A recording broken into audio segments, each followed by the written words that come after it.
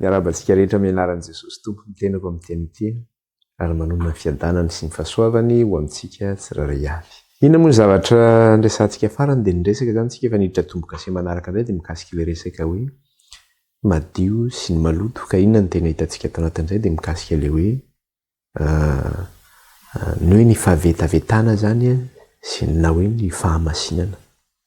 Ka niresaka tsika mikasika an'izy io, ny zavatra andresantsika tao anatin'izy io dia hoe nandray ny teny tao amin'ny Ezekiely tsika efa hitantsika efa naverimberitsika teto matetika iny ilay hoe ireo izy izay misento ny amin'ny fahavetavetana izay misy eo amin'ny tanàna iny dia ireo ihany no asiana tombo-kase. Fa ireo kosa zany izay tsy misentony amin'izany dia ireo no haringana zany hatramin'ny olo-dehibe ka hatramin'ny zaza madinika dia ho haringana ao izy.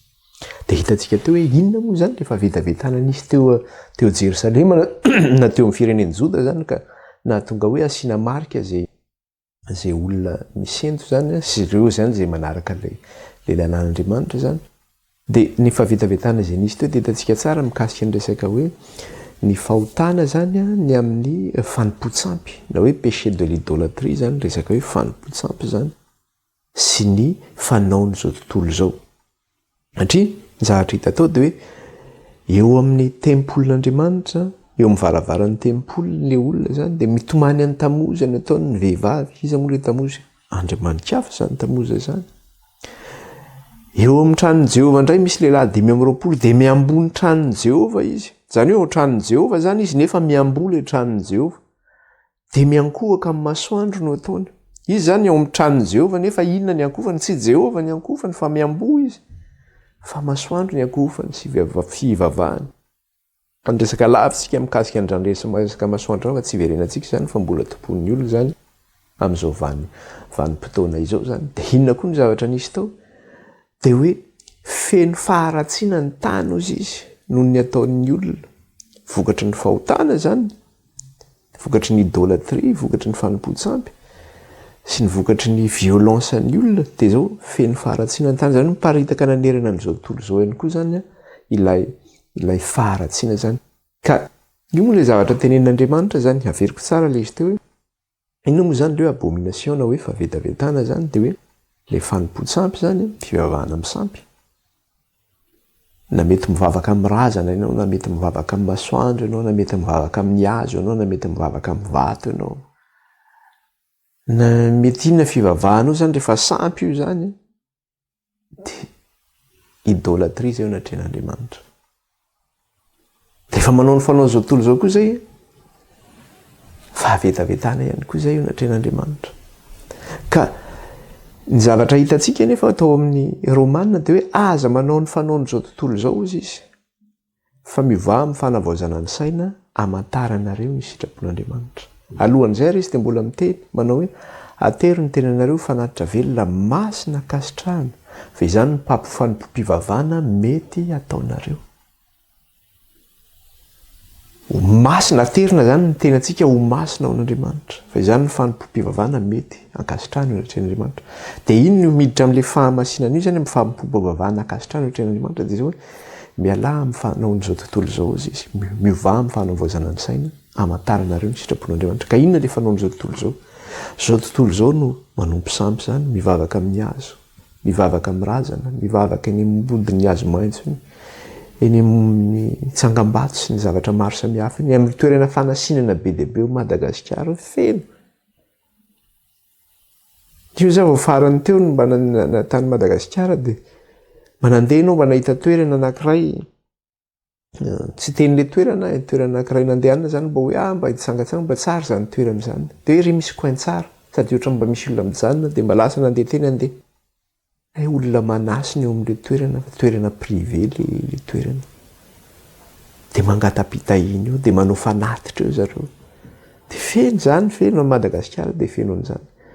Ka na manao an'izany ary ny Malagasy na fomba ny Malagasy ary zany raha kristianina zany ianao dia izao fahotana zany zay eo anatrehan'Andriamanitra zay ny eo anatin'ny soratra masina zany zay.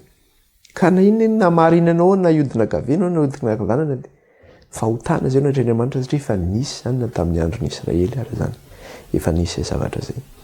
Jery hoe aza manao ny fanaony zao tontolo zao tsy manao zao tontolo zao zany manaony zany fa ny kristiana tsy manaony zany fa mivao izy amin'ny fanavaozana ny saina matarina ny sitrapon'Andriamanitra ka raha ohatra ianao sady manao an'izay nefa ianao miteny ivavaka ianao dia Andriamanitra toa tsy mamaly vavaka mihitsy ahoana moa ny amaliany vavaka anao ka ianao raha manao ny fanaony zao tontolo zao ihany dia hitantsika tao anatin'izay ihany koa fa ity péché de l'idolâtrie ity zany na hoe ny fanompotsamby zany ka zay mantsy le hoe ny fenony faharatsiana hoy izy ny tany rehetra na hoe violence ny tany rehetra vokatra izay fanompotsamby natao zay ka le fanompotsamby ity zany io zany tsy voatery hoe mivavaka amin'ny tsangam-bato ihany ianao na hoe mivavaka amin'ny hazo ianao na mivavaka amin'ny razana ianao na mivavaka amin'ny rano ianao na mivavaka amin'ny masoandro ianao na amin'ny zavaboary izay misy zany fa ny fanompotsamby zany dia zao hoe ny fahotana ihany koa dia fanompotsamby anatrehan'Andriamanitra ny faharatsiana zay mety izay zavatra rehetra ataonao ny fitiavam-bola dia fanompotsamby ny fijangajangana dia fanompotsamby ny fieremana dia fanompotsamby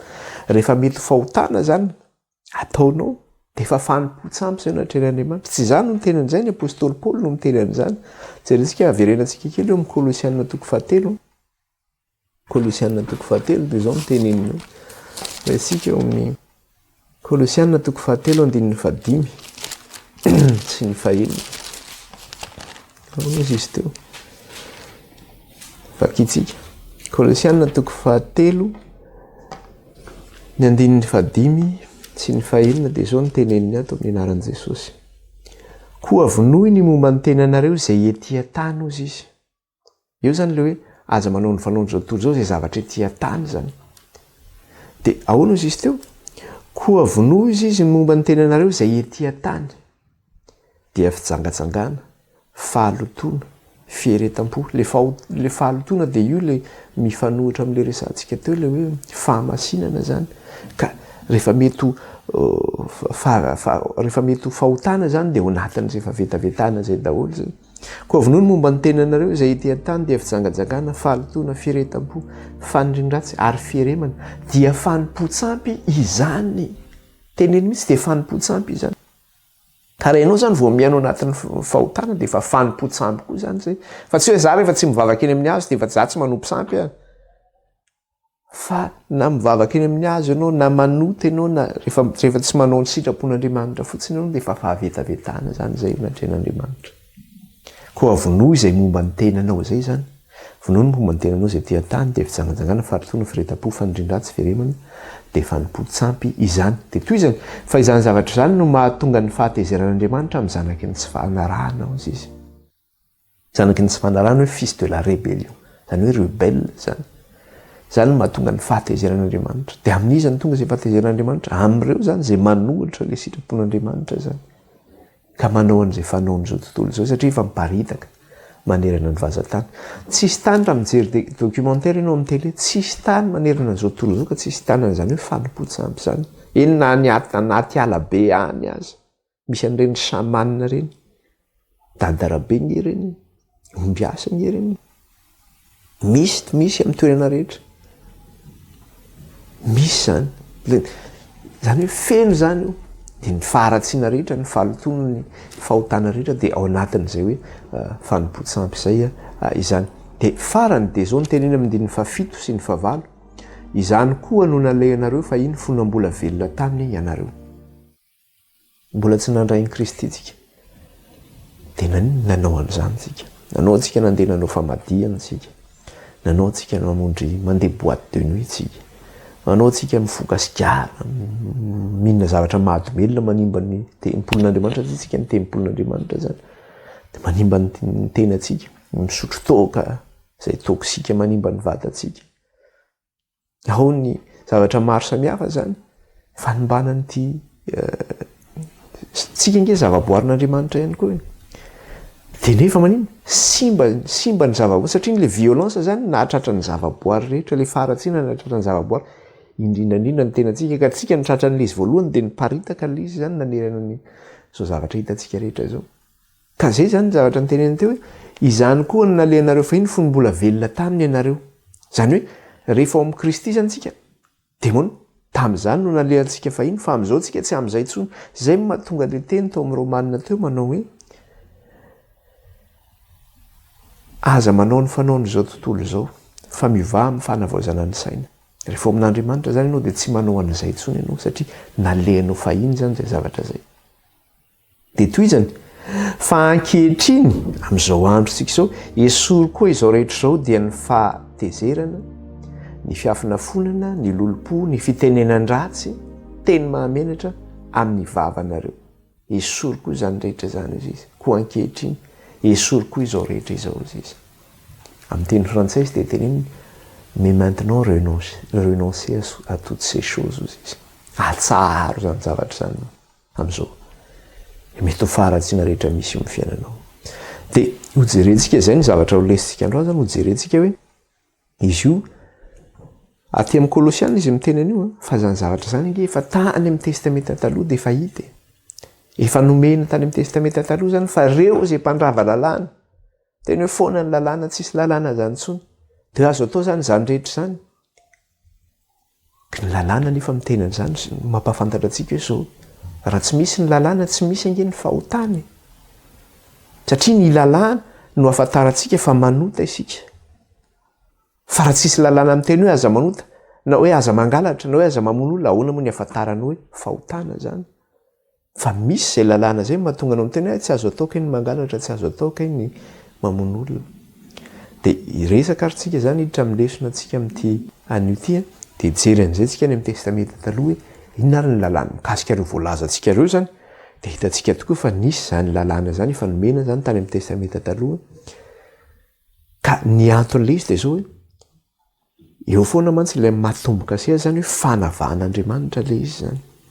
Hoe havan'Andriamanitra ny masina sy ny tsy masina, havan'Andriamanitra ny maloto sy ny madio. Zany hoe izao tontolo izao zany no manao an'izany fahalotoana zany. Izao tontolo izao no manao an'izany fahavetavetana zany.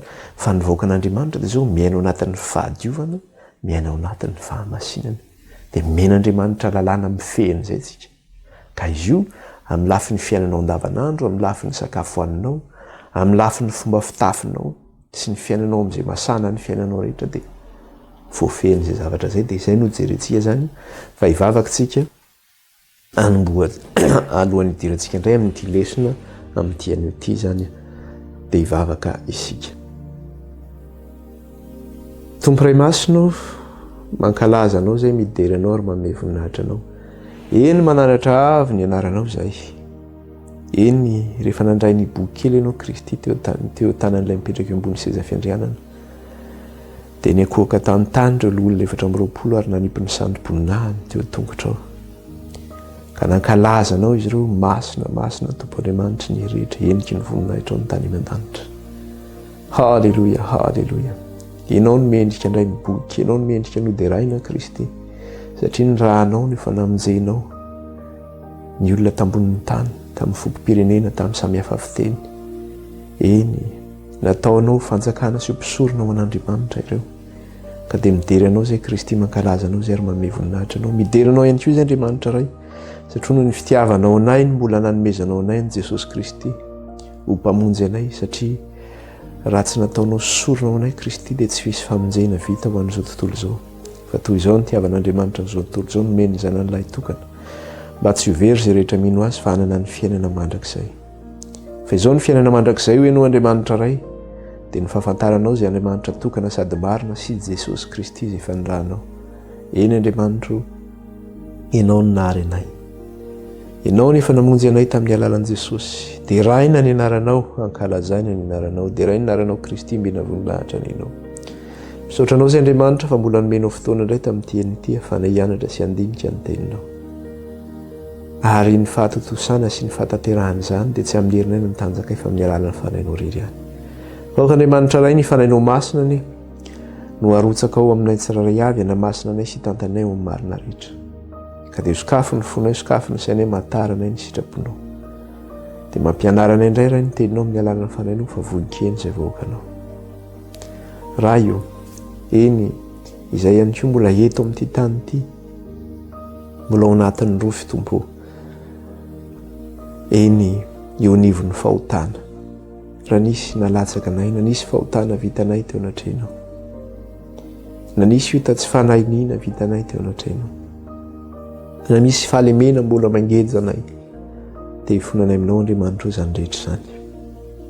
manamdra fo aminay raha io mamelany eloka irenao afao zay tompo ny fahotana sy ny fahalamena rehetra raha ianao Jesosy manafaka anay dia ho afaka izahay dia mangataka aminao zay Jesosy dioy amin'ny rahanao zay ho afa-pahotana sasao amin'ny rahanao zay ho afa-keloka dia aoka rehefa anainao mahery Andriamanitra no anjaka aminay tsaray avy anamasina anay sy tantanay ho amin'ny marina rehetra raha kofindrahanao Jesosy izao fotoananay izao tsy hanana sy tana fahifanana dia kely aza sy ny fitaovana rehetra izay ampiasainay na enonay ny fampianarana ka aoka ny rahanao andrakotro izany Kristy tsy hanana sy tana fahifanana dia kely aza aoka ihany koa ny rahanao Jesosy andrakotra ny olona tsirairay avy izay mihaino izao fampianarana izao tsy hanana sy tana fahifanana dia kely aza ary aoka ny anjelinao Jehovah hitoby manodidina anay sy izany rehetra izany dia raina ny anaranao raha io karazay ny anaranao dia meteza ray hamindra fony ianao ho an'ireo izay marary amin'ity an'io indray ninina aretina mahazo azy ireo Jesosy inoa ny fitarainan'izy ireo ka izay aretina voatonony eo am-bavany na ao an-tsainy dia aoka Jesosy io ianao ny hanasitrana azy no ny amin'ny kapoka taminao araka ny habeny fahasoavanao sy ny famindramponao halleloja fa hoy ny teninao ihany koa manambara manao hoe rehefa mivory ny zanak'Andriamanitra dia eo koa Satana izay nefa tsy mila ny fanatrehan'ny Satana eto Andriamanitra na dia kely aza hitondra fanakorontanana amin'izao fotoana izao na andrava izao fotoana izao ka Satana izay mitondra fanakorontanana na hiezaka andrava izao fotoana izao dia ilay voniny izany no ny amin'ny raha ny zanak'ondry sy ny fofonan'i Jesosy tsy manan-kery tsy manam-pahefana na amin'ny tokantrano izany na amin'ny fampianarana izany na amin'ny fifandraisana eto izany na amin'ny fitaovana izay ampiasainay izany na amin'ny fahasalamany tsirairay avy izany ninona sy ny Satana hoentina miasa amin'izany rehetra izany dia tsy manan-kery tsy manam-pahefana fa ilay vonina noho ny amin'ny raha ny zanak'ondry izany sy ny fofonan'i Jesosy lasa ny afo mandevina Satana sy ny asany rehetra amin'ny anaran'i Jesosy Kristy sy ny amin'ny herin'ny raha ny zanak'ondry ary ny amin'ny fofonan'i Jesosy halleluja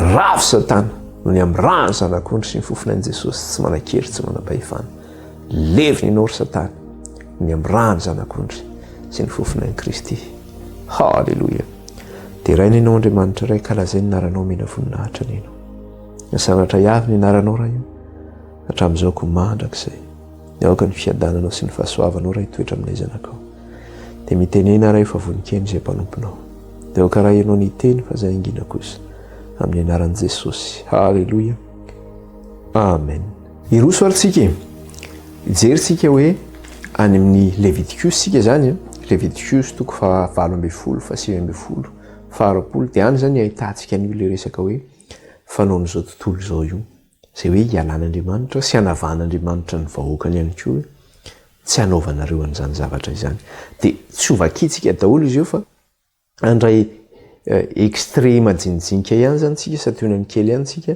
ny amin'ny zavatra misy eo amin'ny fiainantsika andavanandro zany ka zay rahan'Andriamanitra hoe fanao n'izao tontolo izao zany ka tsy tokony ataon'ny kristianina fantatsika moa zany hoe amin'ny resaka hoe fahotana dia mahafantatsika inona ny zavatra karazana fahotana fa amin'ny resaka fahotana mididy folo dia miteny tsara izy izao ny Jehovah'Andriamanitra ao izy aza manan'Andriamanika hafa fa tsy izao ihany zany zany voalohany dia fa izy ihany vao manompo Andriamanika hafa zany dia fa tsy izy zany manaraka amin'izay dia aza manao sarin-javatra voasikotra ao anao na sarin-javatra any ambony na ety an-tany na ny ambanin'ny tany ozy izy iankofanao inatrehany tsy azonao atao zany zay zavatra zay fa zaho izy dia Andriamanitra sary-piaro mamaly ny heliko ny ray amin'ny zanaka ao izy hatramin'ny zafin-doalika ao izy ka mamindra fo kosa amin'ny zanakarivo mandimby manompo tsy azonao atao zany zay zavatra zay hoe miakohaka amin'ny sarin-javatra voasikotra ianao eo ihany koa ny resaka hoe ny sabata iny andro ivavahana o Jehova eo ihany koa ny hoe manajany rainao sy ny reninao mba ho lavandro ianao eo ihany koa ny hoe aza mamono olona eo ihany koa ny aza mangalatra eo ihany koa ny resaka hoe aza miampangalanga na hoe mandainga zany dia aza mitsiritra fananan'olona aza mitsiritra vadin'olona zany zany mifehtsika daholo zany rehetra zany. De zany zany raha kristianina zany tsika tokony efa fantatsika zany zay zavatra zay, raha tsy hoe didy hafa nga no nomenantsika zany. Fa jerisika zany aty amin'ny Leviticus mikasika le resantsika teo mikasika resaka hoe inona moa zany le hoe fahavetavetana, de inona zany ny fahadioana na ny fahamasinana zany. De jerentsika kely ato amin'ny Leviticus toko fa 7:20 no jerentsika ary zany. De vao manomboka izy de zao aloha ny tenenin'Andriamanitra eto zany amin'ny 9 sy ny 10 zany. De zao nivaky ny teny amin'ny anaran'i Jesosy. Ary Jehovah niteny tamin'i Mosesy ka nanao hoe miteneny amin'ny zanak'Israely hoe izao no Jehovah Andriamanitrareo, aza manao araky ny fanaon'ny tany Egipta izay nonenanareo, ary aza manao araka izay fanaon'ny tany Kanana izay ampidirako anareo, ary aza manaraka ny fombany. Rehefa nentin'Andriamanitra niala tany amin'ny tany Egipta zany zanak'Israely ka hoe ampidiriny any amin'ny tany Kanana, de nafaran'Andriamanitra tsara izany. Aza manao fanaon'ny tany Egipta ozy izy izay nonenanareo, ary aza manao araka ny fanaon'ny tany Kanana izay ampidiriko anareo, ary aza manaraka ny fombany. Egipta nge jentilisy, ny mponina tao Kanana nge ka jentilisy. Inona daholo ny mponina tao Kanana? Ny Perizita, ny Jebosita, ny Kananita, ny Hitita, ny Hivita, ny Jirgasita. Izany no ny Amonita, izany ny mponina tao Kanana zany, manao ny fanaony zany. Tsika malagasy nge ka tsy manana ny fombantsika tsika. Fa rehefa tonga kristianina zany ianao de maninona? Tsy manao an'izay fomba zay tsony zany ianao rehefa tonga kristianina. Ny frantsay nge manana ny fombany, manana ny fombany daholo ny firenena rehetra. Zay aza manao ny fanaon'ny tany Egipta zay nialanareo, nonenanareo fahiny. Io le nitenenina tany amin'ny Kolosianina teo hoe izany rehetra zany de nataontsika satria tsika zany teo anivon'izao tontolo zao. Ankehitriny tsika eo amin'Andriamanitra zany, voakan'Andriamanitra zany, de zao manao ny fomban'Andriamanitra zany tsika. Ka naiza zany toerana ametrahan'Andriamanitra atsika amin'izao fotoana zao, na ny Madagasikara na aty Frantsa io, naiza toerana misy anao, na ny ambanivohitra io, na ny tanàn-dehibe zany io, de aza manao ny fomban'io tanàn-dehibe misy anao, aza manao ny fomban'io any ambanivohitra misy anao, aza manao ny fomban'io firenena misy anao io. Satria ny firenena manana fetiny, ohatra zao any États-Unis misy any resaka le hoe Thanksgiving. Manao an'iny zareo rehefa tonga ny période, misy manao an'izany fety zany izy, manao resaka hoe Halloween. Ny Amerikanina manao an'izany, de efa nalain'ny Frantsay fombany koa zay zavatra zay, le hoe Halloween amin'ny resaka fetiny maty. Amin'ny Madagasikara moa tsy haiko rehefa manao zao na tsy fantatro. Fa raha Madagasikara no manao famadihana, Madagasikara nga ny eto Frantsa manao an'izany famadihana zany, fomban'ny amin'ny Madagasikara zany, fomban'ny firenena malagasy zany. Fa zay fomban'ny firenena malagasy, zay fomban'ny Amerikanina, fomban'ny Frantsay. Fa ny kristianina de zao Andriamanitra efa niteny aza manao ny fanaony ny firenena zay nialanareo, nonenanareo taloha, ary aza manao ny fanaon'izay firenena idiranareo ihany koa. Fa Andriamanitra mameniny, satria eo le hoe ozy Andriamanitra, raha mihaino ny feoko ianareo sy manaraka ny fanaikeko, de ho rakitra sy ho ay ianareo mihoatra noho ny firenena rehetra ozy izy. Zany hoe avan'Andriamanitra mihitsy zany mihoatra noho ny firenena rehetra. Amin'ny fomba fanao zany io. De tsy manao an'izay tsony zany ianao. Tsy manao ny fomban'ny Frantsay ianao, tsy manao ny fomban'ny Malagasy ianao, tsy manao ny fomba miala zay satria inona ahoana? Ny identité anao zany de kristianina zany ianao. Na de amin'ny firenena Malagasy ary misy anao, na firenena Frantsay, na firenena Amerikanina misy anao, naiza misy anao, ny identité anao. Na tsy haiko moa filaza anazy amin'ny teny gasy ohatran'ny hoe kara-panondronao, tsy haiko. Ny maha-citoyen anao zany zay citoyen ny lanitra zany ianao. Vahoakan'ny lanitra zany ianao, zay ny identité anao. Vahoakan'ny lanitra ianao. De manaraka ny fomban'ny lanitra ianao. De eo amin'ilay Kolosianina ihany izy miteny, raha mijery kely tsika eo ambony eo fa tsy verenantsika moa izy. Fa inona zavatra teneny teo?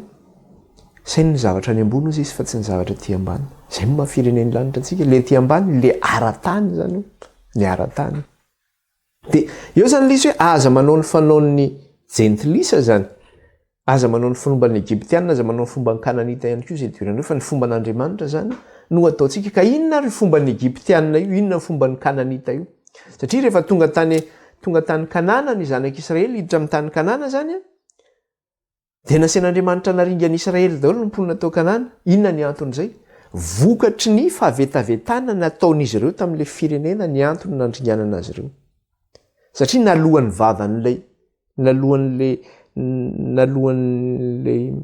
nalohan'ny vavan'lay tany zany reto olona reto zany satria zay le teneny hitantsika tary amin'ny Jérémie telo hoe ils ont rempli la terre na le pays de violence sao izy hoe ny fenon'ny faharatsiana ny tany io izy ny tany rehetra de eto zany le tany fen'ny faharatsiana zany hoe nanimba ny tany zany reto mponina tato kanana reto ny fenon'ny fahavetavetana amin'ireo fomba fanaon'ireo zavatra fanaon'izao tontolo zao hitantsika amin'izao fotoana zao reo ary rehefa tena mipaka tamin'ny lanitra izy tamin'izay fotoana zay satria teneny eo amin'ny soratra masina mihitsy hoe rehefa tonga amin'ny faratapony izy ny fahotan'ny Amorita de ho avy nareo izy hipetraka eto kanana ka ho aringana daholo ny mponina eto kanana de tamin'ny fotoana ny diran'ny zanak'Israely teo amin'ny tany kanana zany de zao tamin'ny faratapony fahotan'ny Amorita ny mponiny kanana amin'izao fotoana zao koa tsika raha ny zavatra misy amin'izao tontolo zao fa tena mipaka amin'ny lanitra ny fahotany zanak'olombelona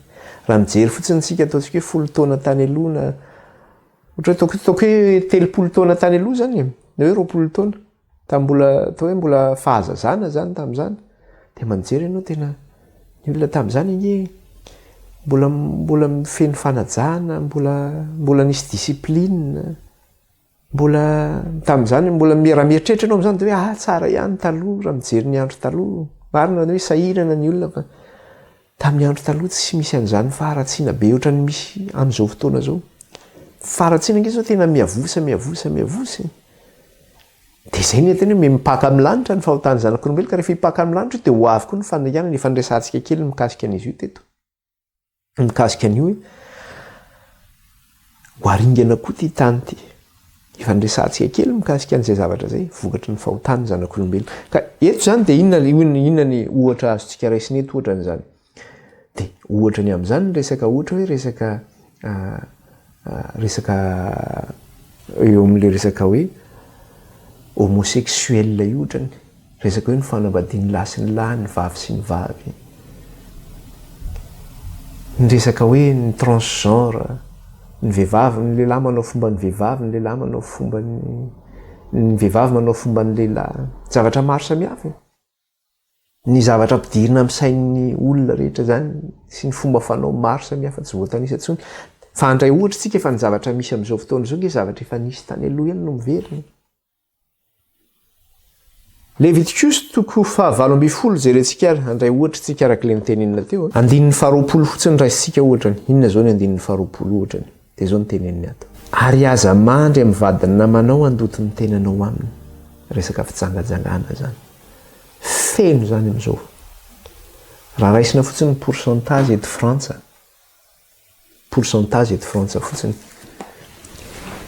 presque divorcé daholo ny olona rehetrarehetra ary ny zaza zany zay teraka de manoatra ny roa ny zaza misy fotoana izy matory any amin'ny mamany misy fotoana izy matory any dadany satria tsy miara-mipetraka tsony ny dadany sy ny mamany vokatry hoe aza manino izy ty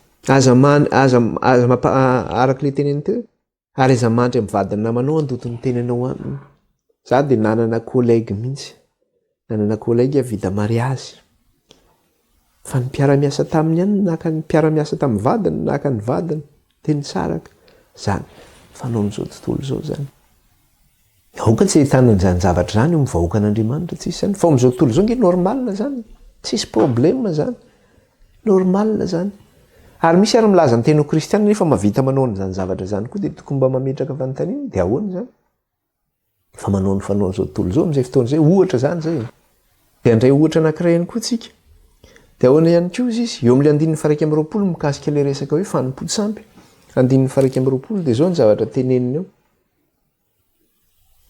ary aiza misy ampandehananao maky ny afo ho an'ny moloka ny zanakao, ary aiza manamavy ny anarany Andriamanitra ao, izao no Jehova. Ny mola hoe maky ny afo zany hoe moloka io zany dia tena aterina atao fanatitra io mihitsy zany le zanak' zareo zany, ataony fanatitra ho an'ny Andriamanitra, ho an'ny moloka. Dia hoy Andriamanitra, oka tsy hanao an'izany nareo, aterinareo zany fa misy zany fomba fanao zany. Misy karazana ohatrany hoe fivoriana secret nge, ohatrany fivoriana secrète zany amin'ny toerana anankiray, dia manao sorona mihitsy zareo, manao sorona olona. Misy zany fomba fanao zany, misy zany pratika zany. Fa miafina amin'ny raha mijery sika sur internet dia mahita an'izany zavatra zany tsika. Aterina ho amin'ny moloka mbola misy zany amin'izao fotoana zao. Eo koa ilay zasena mamaky ny afo amin'ny moloka ny zanakao, tsika fombantsika malagasy rehefa avy mandevona dia manao ny mampirehitra afo kely alohan'ny varavaran'ny trano dia mandika ilay afo miditra ao. Ahoana zany fomba zany? Tsy fomba kristianina nge zany. Hoe amin'izay mba tsy miditra ao trano ny fanahin'ny maty, hoe misy fanahin'ny maty manaraka anao. Fomban'izao tontolo zao zany fa tsy fomba kristianina zany. Ka raha vao manao an'izay fotsiny mba manao an'ity fotsiny fa tsy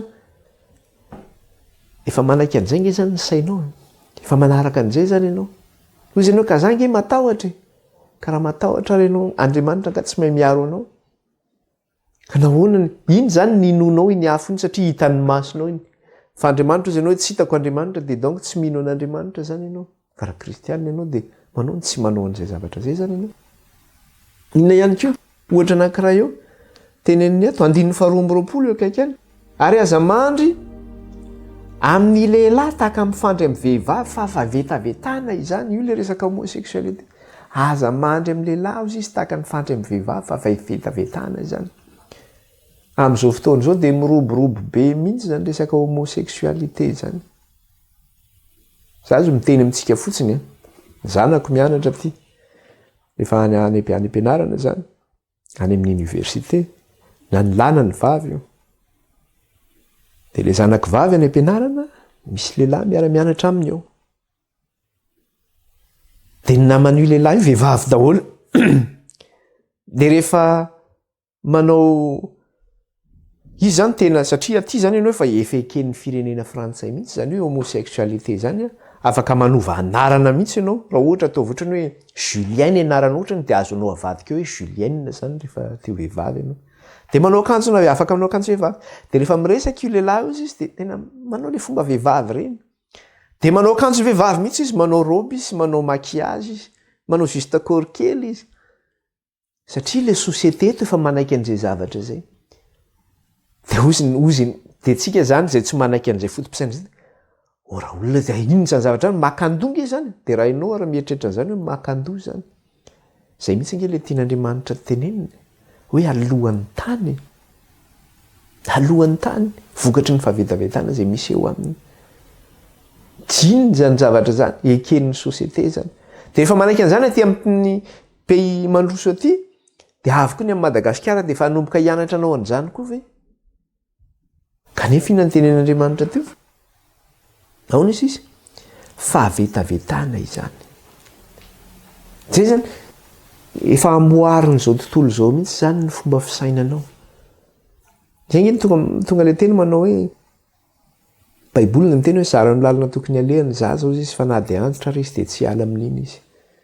Satria izay nitezana ny zanakao hoe araka ny fomban'Andriamanitra. Fa raha tezainao araka ny fomban'izao tontolo izao izy dia tena manaiky an'izay mihitsy koa izy. Ary zay mahatonga izy hoe any am-pianarana amin'izao fotoana izao dia efa atsofoka zareo any am-pianarana zay éducation zay. Le manao an'ilay hoe étude du genre zany.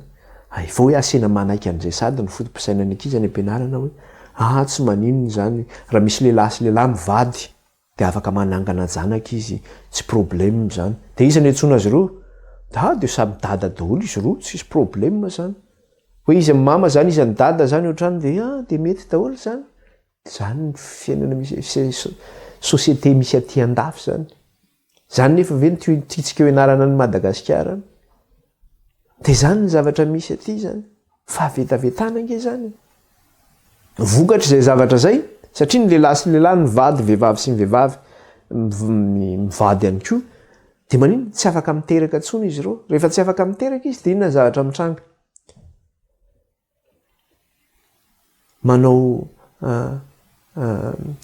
le mialatsiny am'le fitenena hoe mandeha any am'ireny laboratoire manome don de sperme reny na hoe don de vocite zany le afahana zany mahazo zaza zany de reny alefany am'le vehivavy zany na any amy mère porteuse misy an'izany koa mère porteuse hoe misy vehivavy zany any États-Unis vehivavy afaka manino raha ohatra zany misy olona mpivady tsy mananjanaka de inona ny zavatra ataony mandeha izy makany amin'ny klinika anankiray izy de rehefa tonga any amin'ny klinika izy de efa manana olona io klinika io hoe zay manana vehivavy mère porteuse zany hoe izy zany afaka mitondra ny zanaka ao de ny le mialatsiny am'le fitenena le don de sperme an'le lehilahy iny zany alefa any am'le atsofoko am'le vehivavy hoe mère porteuse zany de bevoka zany iny vehivavy iny de mitondra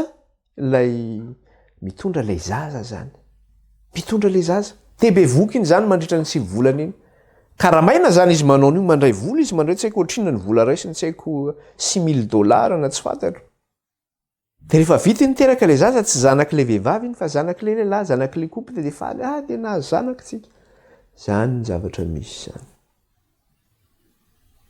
vokatry ny vokatry le fahotana zany fahavetavetana zay misy zany zavatra zany zany misy amin'ny société iainantsika am'izao fotoana zao zany inona ihany koa zavatra resahana io andininy 7 matoty tenenin'ny baiboly de misy zany ty zavatra ty ary aza mandry amin'ny biby andotony tenanao aminy ary eo ka tsisy vehivavy hety andrininy biby fa zavatra fady indrindra zany nisy siondresaka fa tsy fantatro zay tena fahamarinany hoe inona natonga ny resaka hoe sida fa vehivavy olona nandry tamin'ny biby zany natonga le resaka hoe sida tsy haiko na tamin'ny rajako na inona tsy fantatro loatra le izy fa siondresaka le izy fa tsy fantatro ny tena fahamarinana fa zany ny zavatra resaka hoe no ny antony ny olombelona nandry tamin'ny biby de io no niteraka n'io aretina sida io zay mibaka vokatry le fahotana nge zany de ahoantsika am'zany zavatra zany matoa tenen'ny baiboly de misy zany olona mandry amin'ny biby zany zao tontolo zao no manao an'zany fanao zao tontolo zao zany zany zavatra izany eto any ko latoizantsika any Leviticus 7:10 verenantsika indray Leviticus 7:30 ty koa zavatra misy eo amin'ny fiainantsika indrindra moa tsika malagasy ty zany de manao an'ity zavatra ty satria zany tena keo io tsy ary voatanisa eo daholo fa zay tena hita mahakasika ny fiainantsika ny tena resana io tsy afaka mandinika tsara tsika io inona voasoratra anatiny io Leviticus 7:30 fa misy zavatra be deaibe eo anatiny io de jerentsika any amin'ny Leviticus teo 7:10 de inona ny zavatra resahana ihany koa amin'ny andininy faraky amin'ny 30 de zao ny zavatra teneny eo amin'ny andininy faraky amin'ny 30 amin'ny anaran'i Jesosy aza mivily anaraka zay manao azy ho tsinjin-javatra na mitady sainy amin'ny mpanao atsarana aloto anareo aminy izao no Jehova Andriamanitra reo zay nge mahazava-dehibe an'ity mila fatarina zany hoe inona le sitrapon'Andriamanitra zay mivambo fanavoazana saina matarinareo sitrapon'Andriamanitra le sitrapon'Andriamanitra nefa atao anatin'ny teniny ato any le zavatra voalaza tany amin'ny Kolosianina rehetra teo le hoe fanaon'izao tontolo zao aty izy de efa tenen'Andriamanitra apetraka Andriamanitra mihitsy hoe zao ny fanaony tany fa tandremo zao zavatra atao zao ka ito zavatra teneniny aty hoe aza mivily anaraka zay manao aza tsindrin-javatra de zao zavatra teneniko atsika be deaibe firifiry le mpanao atsarahanareo mpanao le cartomancienne voyante zany ny dadarabe nanomby azy de any mandeha makany amin'ny pahita any ny olona mangataka hoe zany saraka tamin'ny vadiko ahoana mba fomba mirenana ny vadiko ina ny azo atao de miteny hoe le dadarabe zao ny ataonao ary ty ny zavatra ataonao ty ny zavatra ataonao ty ny zavatra ataonao de lasa tokoa manao an'izay fombafomba zay na asiana tainosy hatrany amin'ny trano ary de asiana tainosy asiana zava-padina hatrany amin'ny sakafo hoan'ny vadinao ary mba hiverenana de mihinana an'iny izy zany ny fanaon'izao tontolo de manaraka an'iny manao an'izany daholo mila mahandro ohatr'izao koa ianao avany amin'ny dadarabe de mahandro anao hoe mahandro amin'ity volafotsy ty ianao de mahandro amin'ny volafotsy eo de ny akanjonao asio an'ity zavatra ity manaraka ny akanjonao isan'andro iny ora olona zany any midadarabe ny amin'ny omby azy za miteny anareo idirany devoly any anareo fa de ataovy mo idirany any anareo afaky ny adalanareo efa firifiry ny tratran'izany nisy olona zao olona fantatra izy ty inona zavatra nataony nisaraka tamin'ny vadiny izy de nisy namany nanoro anazy ka izy tamin'izany mbola tsy de teny hoe nivavaka loatra zany izy mbola tsy nalala hoe momba an'Andriamanitra de rehefa nisaraka tamin'ny vadiny de le namany niteny taminy hoe zaho izy misy olona mpikarakara zay izy fa afaka mamerina ny vadinao aminao izy de any Afrika le izy le olona mipetraka eto Frantsa le olona de hoe le fa hoany ara ny sarinao ny sarin'izy mivady zany nalefa tany de nandefa vola koa satria vola le izy de manao ny fombafombany io ny vavahany de rehefa aveo nefany tsy nety le zavatra tsy le vadiny tsy tavaverina taminy fa tsy fantatry koa na satria fa misy olona niaraka tamin'le vadiny ka le olona niaraka tamin'le vadiny io olona mety mahay zavatra koa de mety matanjaka nole anazy de tsy tafaverina tamin'le vadiny de rehefa tsy tafaverina taminy de inona ny zavatra nisy zaho izy tsy andeho any amin'ny olona itsony fa tsy very vola fotsiny ahako fa le mpikarakara tany Afrika ty niantso anazy zaho izy andefa vola fa mila vola ohatr'izao amin'ny zay nikarakaraanao nefa mbola tsy zaho izy tsy andefa volanao tsony satria ianao ara tsy navita namerina anamiko amin'ny vadiko akory koa mbola andefazako volanao zany ny ataonao izy tsy anefa vola aminao hitanao tsara mahazo anao izy na alefa n'le mpikarakara ody izy ny idirany devoly inona zavatra nisy tsy mizarizary ny fiainany ao trano lasa tsy normalina tsony izy zany de nandondombaravarana tonga tany trano izy efa tonga tao trano izy de zaho izy misy zavatra ohatr'izao tsy salama tsy mahazo aina zy zavatra ataoko tsisy manjary ohatra misy présence zany eo akaiko tsy fantatro tsony de aleo ry vavahanao de mivavaka eo tondrona amin'ny anaran'i Jesosy raha misy asan'ny devoly de mipitrahanao ry satana malaky ianao fa nihetsika le vehivavy nidirany devoly vokatra zay zavatra zay ny teneniko hoe mampiditra devoly makany amin'ny dadarabe io fa tandremo dirany fanahy ianao le mapetrika atroma nge inona moa ny dikany mapetrika atroma mampiditra fanahy nge le fanahy razanao izy no atsoinao de mihetsika am'izay de eo am'izay de miteny le razanao zo devoly no miresaka aminao de be koa nitesitra izy zay razana ina zay no za tsy miteny hoe razanareo ny devoly fa za miteny anareo fotsiny ny devoly ny eo ambadika an'io zavatra io ny devoly ny eo ambadika an'io ka zay mety hoe Andriamanitra reo zany ny vavahanareo devoly daholo ny eo ambadika an'io zavatra rehetrarehetra io zany ianao zany fiainanao milamy zao de vao mainka idirany devoly no tsy tara manaraky ny arabeny ianao se ny olona mamafa lalana iry ianao lasa ianao rehefa aveo mamafa lalana vitany zareo mihitsy ange zany vitany zareo manao n'zany zavatra zany fa ny ten'Andriamanitra de miteny aza makano izy izy ahoana izy tsara le andininy fa 1:30 teo aza mivily anaraka zay manao zao tsy nenjavatra na mitady saina amin'ny mpanao atsarana aloto anareo aminy izao no Jehovahandriamanitra reo eo koa le hoe aza mivily anaraka zay manao azy tsy nenjavatra misy fiangonana anankiray ty de lazainy fa nisy olona anankiray de nitoeran'ny anjely olona anankiray io marina tsara fa io olona nisy toerana lazaina foa nitoeran'ny anjely io nefany olona nisy devoly taloha de nroahana le devoly tao anatiny de fa afaka de ankehitriny lasa hoe anjely indray no mitoetra tao amin'le olona de lasa io anjely io no miconseiller an'le mpitondra an'le fiangonana sy mivahoaka ny fiangonana hoe zao no ataonareo de zao no ataonareo de manaraka satria hoe le anjely ny teny hoe zao ny atao de manaraka tsy hoe anjely nipotra avany an-danitra de niteny ohatrany hoe tamin'ny andro anjely Gabriela niteny tamin'ny Daniel nipotra de torana daholo tonga le anjelyn'Andriamanitra nanambara fa eto anjely io mipetraka manolona le izy zay miona am'le anjely aloha tsisy torana fa miresaka tsara amin'io daholo tena miresaka tena de misy tena mahazo fitahina be koa miresaka tamin'le anjely alohan'izy niresaka tamin'ny anjely io mbola nilamina tsara ny fiainana nanao ny asany d'habitude ihany izy niezaka mba te hanambola ihany izy te hanakarena ihany izy fa tsy nety fa rehefa nresaka tamin'ny anjely am'le fiangonana io amin'ny anjely amin'ny fiangonana io misy an'io rehefa nresaka tamin'le anjely izy lasa mpanan-karem-be izy ankehitriny satria hony izy tena naniry anan-karena zany de tena rehefa mino izy de manan-karena avy nresaka tamin'ny anjely izy de nahazo an'izany fa ireo zay nresaka tamin'ny anjely tao misoratra masina tsy mazaka an'izany anjely zany torana koa mazaka an'seho anjely zany ianao misy mahita de maty afa nahita anjely hitako izy rehefa Gideona nahita an'le anjely ahoana ho faty mahita an'le anjely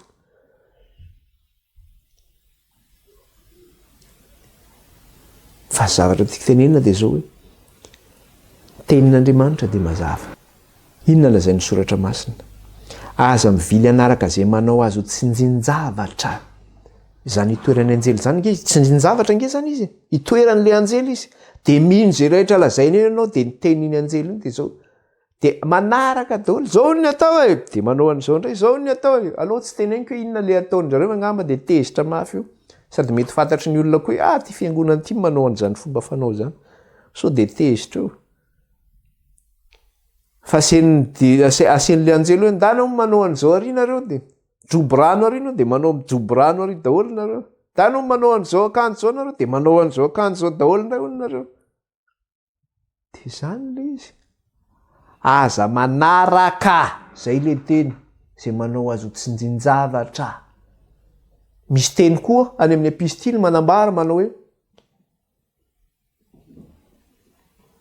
fanazay apôstôly izy mitondra anareo mivoaka amin'ny evanjely zay nitorianay anareo avy amin'ny Kristy na anjely avy any an-danitra ihany koa mitondra anareo mivoaka amin'izany zavatra izany de maninona aza manaraka anay ozy izy na manaraka an'izany ozy izy fa tsy izy zany ny apôstôly no mitena zany afaka jerentsika izany zavatra zany ahoana manaraka an'izany zavatra zany ka na izana izy na olona zany na itoeran'ny fanahy io na dadarabe io na milaza ny tenany anjely io na izy io na iza efa tsy izy zany fa vetavetana zany fitaka zany tsy afaka manao an'izany ahoana no anaovanao an'izany zavatra izany de eto akaiky etany izy mbola mitenany koa Leviticus 8:5-20 de ahoana izy aza homana zavatra misy raha aza manao skidy na manandro aza manao skidy ozy izy na manandro reo mpanao skidy sy manandro reo tsy azonao atao zany zavatra zany eto moa miteny français de teny hoe vous n'observez ni les serpents ni les nuages pour en tirer les pronostics ka zay mantsy le manandro hoe pour en tirer les pronostics ohatra zao le fomba malagasy le hoe teraka lakosy ohatra hoe teraka lakosy maninona ny teraka lakosy ny hoe ty teraka lakosy ty zao na miresaka andro koa na malagasy de hoe talata grobaka tsy azo anaovana zavatra ny talata fa grobaka ny talata de tsy manao zavatra amin'ny hoe de mandeha any amin'ny mpanandro anao de le mpanandro na dadarabe no miteny ty andro ty mihitsy ny tena mety anaovana an'io famadiana io ohatrany ty andro ty ny mampety an'io na ty volany ty na am'izao no andro anaovana an'ty zavatra io rehefa manao trano rehefa am'ty fotoany ty no avinao anaovana trano rehefa makany amin'ny mpanandro anao de zany vahoaka an'Andriamanitra ve anao de anao zany de misy fianakaviana de manao an'izany nanao trano izy de zany miantso izy dadarabe de eo ny dadarabe iny zany miteny am'izao no manao trano de am'izao no manao ny fototra de am'izao vao afaka manangana de iny dadarabe ny daholo mifeny processus ny fanaovana ny trano iny mandra-pavitany raha olona inona ny teneniny teo 520 le toko 7:20 teo aza manao skidy na manandro izy io resaka ody io zany aza manao an'io na any amin'ny manandro ihany koa aza manao an'izany iza zany manao an'izany zao tontolo zao no manao an'izany zavatra izany fa tsy ny vahoaka an'Andriamanitra no manao an'izany zavatra izany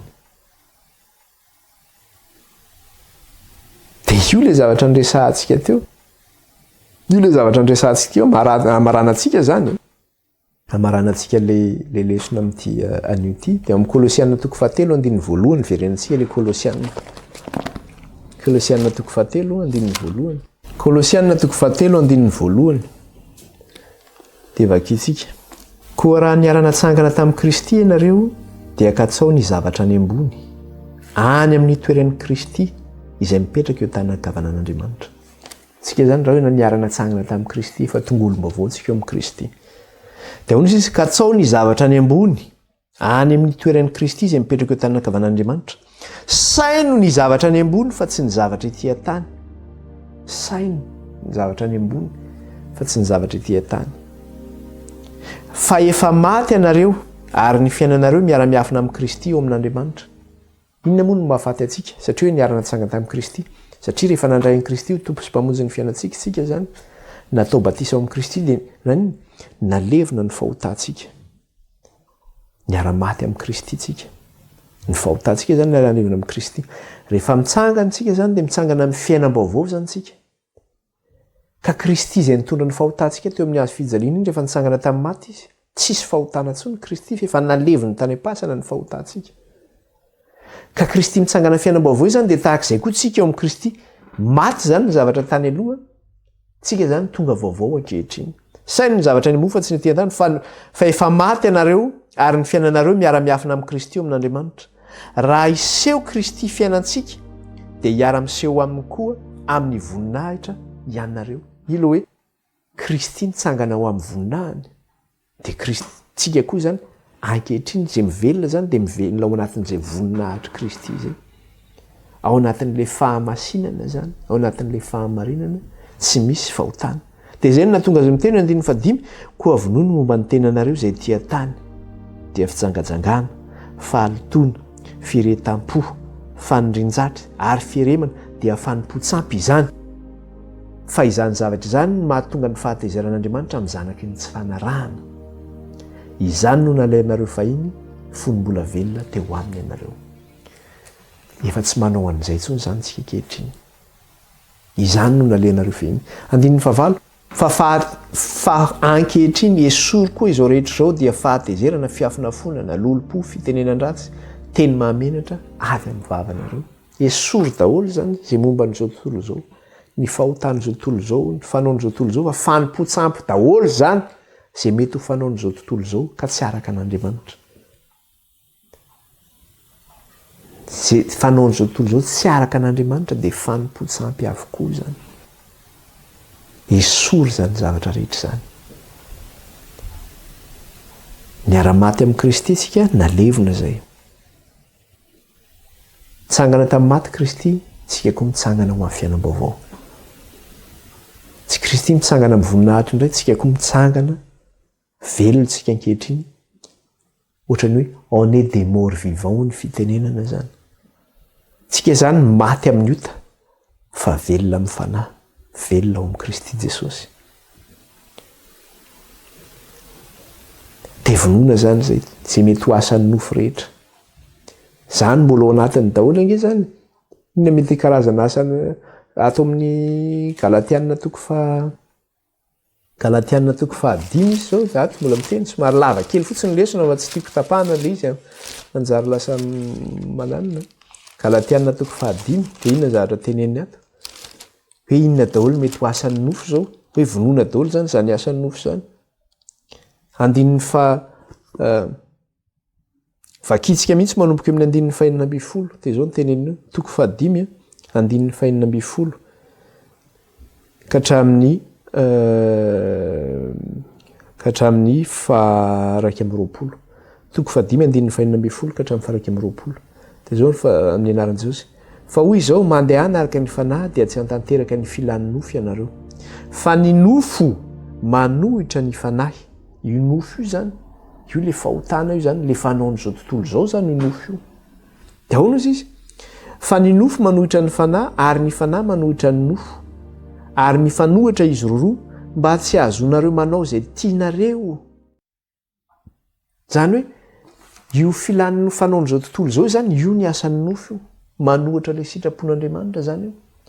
ka maninona moa no hoe mifanohitra zany izy ireo mba tsy hahafahantsika manao zay tiantsika atao satria raha zany antsika dia anao sady te hanompan'andriamanitra te hanao ny fanao zao tontolo zao andriamanitra zany mietablir règle mametraka règle izy mametraka fifehezana izy hoe zao ny ataon'ny olona araka ny fanahy zao ny olona atao zao zany reto ny fanaon'ny olona araka ny nofa zao ny fanaony araka ny fanahy mba tsy hahafahantsika zany manao zay tiantsika fa misy mantsy kristianina milaza manao za kristianina fa za manao zao rehetra sady afaka manompo sampy ny afaka mivavaka inona moa maratsy zay fomban-drazany zany de mahazo toa fa teneniny tsara fa raha tarihan'ny fanahy nareo de tsy mba ambany lalàna ao izy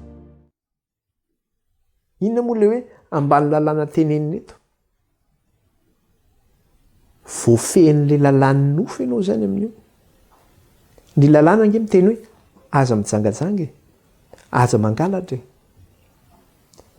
raha ohatra ianao mbola te handeha araka ny nofo de fehezin'izay lalàny zay ianao hoe aza mangalatra aza mijangajanga satria ianao te handeha nefa nisy lalàna mifehinao fa rehefa ao amin'andriamanitra ianao tsy voafehin'izay lalàna zay tsony ianao satria le lalàn'andriamanitra efa voasoratra ao am-pony aseho an-tsainao fantatrao zay tokony ataonao hoe tsy mety zao zavatra zao fa raha ohatra ianao araka ny nofo de voafehin'le lalàna satria ianao mangalatra de le lalàna miteny aminao hoe nangalatra ianao manota ianao enatrehan'ny lalàna mbola voafehin'izay lalàna zay ianao fa rehefa amin'andriamanitra ianao tsy voafehin'izay lalàna zay satria nahoana Kristy nefa velona ao anatinao de fantatrao hoe inona ny tokony ataonao sy tsy inona ny tokony ataonao Kristy no mifehinao ny fanahin'i Kristy no mitantana anao andin'ny fahasimy folo fa miariary ny asan'ny nofo de izao fijangajangana fahalotoana fijejojejona fanompo-tsampy fanaovana ody ratsy fandrafiana fifandirana ady lahy fiafina fonana fifampiandaniana fisarahana fitokoana fialonana fahamamona filalaovan-dratsy ary toy izany izay lazaiko aminareo raha teo tahaka ny volazako fahiny koa fa izay manao izany tsy handova ny fanjakan'Andriamanitra zany ny asan'ny nofo zany fijangajangana fahalotona fijejojejona io koa zany tena ao fanompo-tsampy koa zany fijejojejona zany resaka lamody voaka ny lamody de manaraka lamody voaka ny tômôbilina de mamoaka tômôbilina manao trano de manao trano izy daholo zany fanompo-tsampy fanaovana ody ratsy fandrafiana fifandirana ady lahy fiafina fonana amidika teny frantsay de teneniny mihitsy ny magie tsy azo atao misy kristianina de lasa manao magie zany izy daholo inge zany raha ran'Andriamanitra zany resaka magie zany tsy azo atao zany ny fisarana ny fitokoana ny fialona ny famamona ny filalaovan-dratsy zay mety ho filalaovan-dratsy le plaisir de la vie le plaisir de la chair de maly azy zao vao nieny tamin'ny télé de nisy religieuse anankiray de rehefa zany hoe nanokatena zany témoignage izy io na de tamin'ny télé donc témoignage le izy de teneniko taty andafy fa tsy any Madagasikara sao de ho tezitra indray tsika de ny religieuse zany hoe mianatra nanao masera izy zany de hoe inona ny interdit inona ny azonareo atao sy tsy azonareo atao de zao ny teneniny il y a beaucoup de plaisir qu'on peut faire elle a dit hoe misy plaisir be dehibe azonao atao zany plaisir zany nge fafinaretany ohatran'le misy olona miresaka de hoe makafafiny fafinaretan'ny nofo tsy azonao atao mihitsy tsy azonao atao zany ny olona ozy izy mieritreritra hoe zay rehefa mitsofoka amin'izany vie religieuse de be dehibe ny interdit mais on peut faire beaucoup de choses misy zavatra be dehibe azonao atao mihitsy misy plaisir azonay atao tsisy problème de mba gaga fotsiny efa izany zany tsy zany no tenany zany tamin'ny télé ny nahitako an'izany mba mijery de mba mahita mba mieno de maheno ianao zany inona moa zany fa de zay le izy zany fa ny olona rehetra zay manao an'izany zavatra zany de zao hoe maninona fa izay manao izany ozy izy dia tsy andova ny fanjakan'Andriamanitra, tsy andova ny fanjakan'Andriamanitra. Izay zany anajanonantsika azy amin'ity maraina ity sorantsika amin'ny Tompo, dia mbola ao anatin'izay antsika mbola tsy tapitra ny lesona, mbola lavalava ihany mikasika an'izy ity, satria zay zany le hoe fomba amin'ny ankapobeny zay hitantsika izay. Dia hiditra antsika amin'ny resaka détail koa zany rehefa avy eo hoe inona indray ary ny amin'ny resaka ohatrany amin'ny resaka sakafo koa ohatrany, satria misy zany zay fanavan'Andriamanitra zay. Io zany le fanavan'Andriamanitra ny amin'ny zavatra hitantsika teo, le hoe fanaon'izao tontolo izao, le hoe ny fanompo-tsampy amin'ny resaka ara-pivavahana zany iny. Eo ihany koa le fanompo-tsampy tsy resaka hoe fiankofana fotsiny eny ambanin'ny hazo maitso eny na eny ambanin'ny vato, fa fanompo-tsampy ihany koa dia zao ny fahalitoana sy ny faharatsiana rehetra zay misy mety ho ataon'ny olona dia fanompo-tsampy avokoa zany. Zay hoe mila ialana daholo zany zany rehetra zany. Ahafahanao miala amin'izay nefa tsy maintsy fantatra hoe inona ary ny sitrapon'Andriamanitra zany, satria hoe zay le hoe mivaha amin'ny fanavaozana ny saina izy hamantaranareo ny sitrapon'Andriamanitra, dia inona ary le sitrapon'Andriamanitra, dia jerentsika zany hoe inona ary io sitrapon'Andriamanitra io zany, mba tsy ahalatsaka antsika zany eo anatin'izay fanompo-tsampy zay zany, sy le filana ranofo sy ny fahafinaretana rofo. Dia hiditra amin'izay zany tsika hoe inona reo sitrapon'Andriamanitra reo, arahantsika zany. Hitantsika teo zany fomba maro samihafa be dia be. Leo le resaka hoe ny sarin-javatra voasikotra, tsy azo atao ny manao sarin-javatra voasikotra iankofanao eo anatrehany, ivavahanao. Nga Andriamanitra ny teny hoe ataovy zao dia hiala ny ratsy rehefa apetraka ohatry. Zany ange zay le teneniko teo hoe ohatra zao le miresaka hoe zay nga manompa le mpitandrina izy na ny pastera hoe ohatraniny eo ny sariny. Dia hoe rehefa eo sariny dia mamandroaka devoly, fa nga moa ny fiangonana hafa koa tsy manao an'izany, rehefa misy lakroa ohatrany dia tsy mitsoaka ny devoly. Fiangonana hafa koa nge manao an'izany. Mitovy ihany ange zany, inona mahasamihafa an'izany? Samy manana ny endriny, ny sasany sary zany. Dia hoe ino ny ampisoakan'ilay ratsy, fa nga zany ny tenin'Andriamanitra ampisoakan'ny ratsy. Fa ny tenin'Andriamanitra dia zao miambena, mivavaha mandrakariva ka aza mitsahatra ozy izy. Dia manina? Roa ozy izy dia andositra anareo izy. Roana zany izy dia miala teo izy. Fa tsy hoe asio sary eo, na asio sarin-javatra voasikotra eo. Dia zay foana ilay izy, zay lazain'ny Baiboly ihany ny arao, zay ihany. Vavaka tsika. Raha io misotranao zay afaka nianatra ny teninao tamin'ity an'ity. Somary lava ny fotoana tamin'ity an'ity kanefa Tompo, nisy zavatra napetraka ao teo. Nampahafantaranao anay izany resaka hoe fanompo-tsampy zany. Matetika ny olona mieritreritra hoe fanompo-tsampy dia ny fiankofana amin'ny resaka hoe ny fomban-drazana sy ny zavatra maro samihafa ny fanaovana joro, fa kay ny fanompo-tsampy ty Andriamanitra dia izay mety ho faharatsiana sy fahalitoana rehetra ihany koa ataon'ny zanak'olombelona. Ary zany dia nirarahanao an'ny zanak'Israely mba tsy ho ataony zany. Ary rehefa nanao izany izy ireo matetika dia tezitra tamin'izy ireo ianao ary nokapohanao izy ireo. Ka raha zanak'Israely ary nokapohanao sy nitezeranao Andriamanitra ary nosazianao tamin'izany, dia izay ankehitriny milazana hoe kristianina. Dia izay ve mihoatra noho ny Israely? Ka hoe izay afaka manao izay tiany atao, fa tamin'ny Israely zany tamin'ny andro taloha dia ny Israely ihany ny voasazy, fa izay tsy manino eto. Fa Andriamanitra marina ianao, mpitsara marina. Andriamanitra tsy manamarina ny meloka ianao, fa na manan-karena na mahantra dia ny sazy omenao azy dia mitovy daholo io. Dia raina ny anaranao, ray kalazaina ny anaranao. Mana-masinana ireny amin'ny teninao, miteninao ny fahamarinana. Amin'ny anaran'i Kristy ny andratan'izany vavaka izany ray eto anatrehanao. Alleluia. Amen. Manao velomantsika rehetra ary. Raha mana fotoana indray tsika tapany ariva dia tohizantsika izay. Baibai daholo.